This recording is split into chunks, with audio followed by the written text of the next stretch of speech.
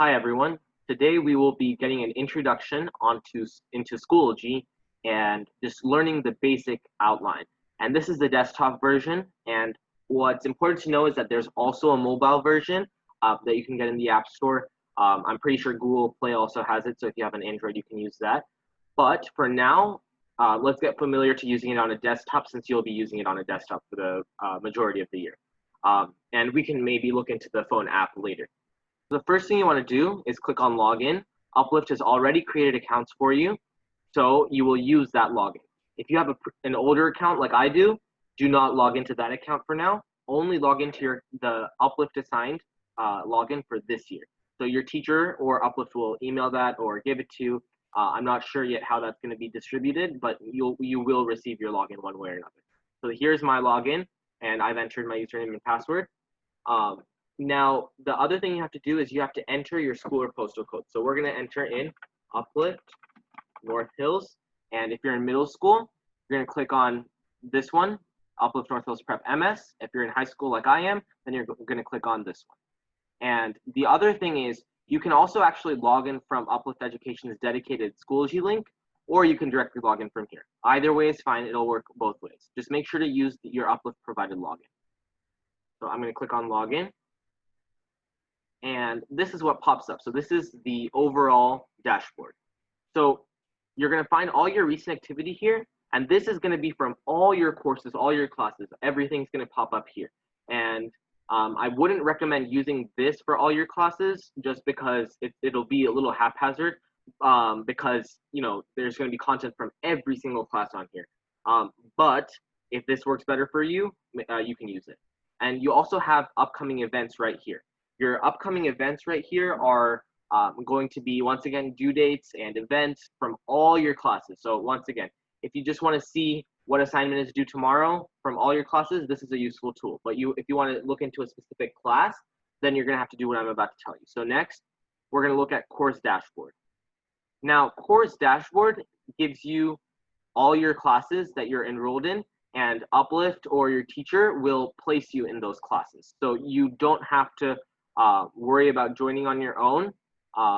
And I might be wrong in that your teacher might provide you an access code to join, but don't worry about that for now.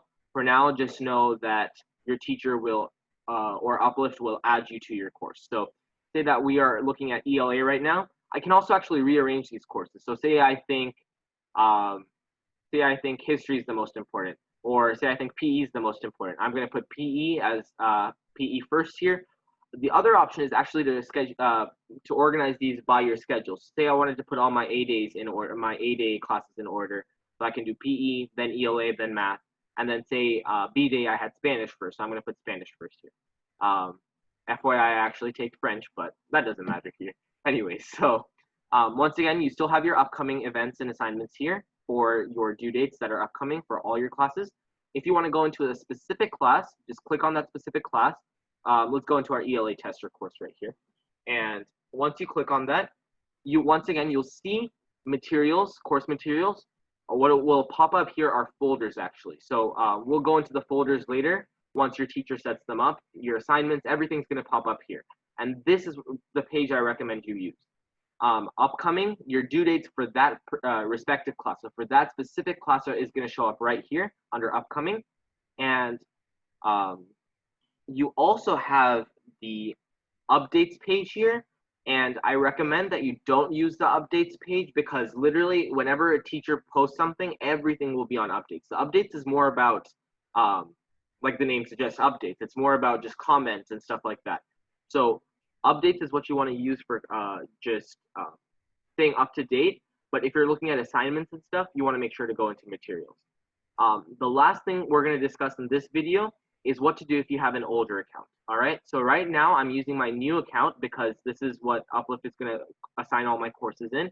But what I can do is I can actually go to settings. If you notice, I have two accounts right here. I have my old account and my new account. You might be wondering how I did that. So what we're going to do is we're going to go to link account, and you're going to click on link accounts. And once you click on link accounts, you're going to log in to your previous account. So my previous account was this, and I have my password for that. So I'm going to click link account. and it says you have already linked this account. So it won't let me do it again, obviously. But if you have a previous account, you can actually link it. And that will allow you to basically log in with either, and you will be able to access both simultaneously. But one thing to make sure is that when you're submitting assignments or when you're accessing coursework, you need to make sure that you do it with your Uplift assigned account, not your previous account. Make sure you do it with the new account that you've been assigned. Otherwise, you won't be able to see the course content and course material. And that's it for this video. Thank you.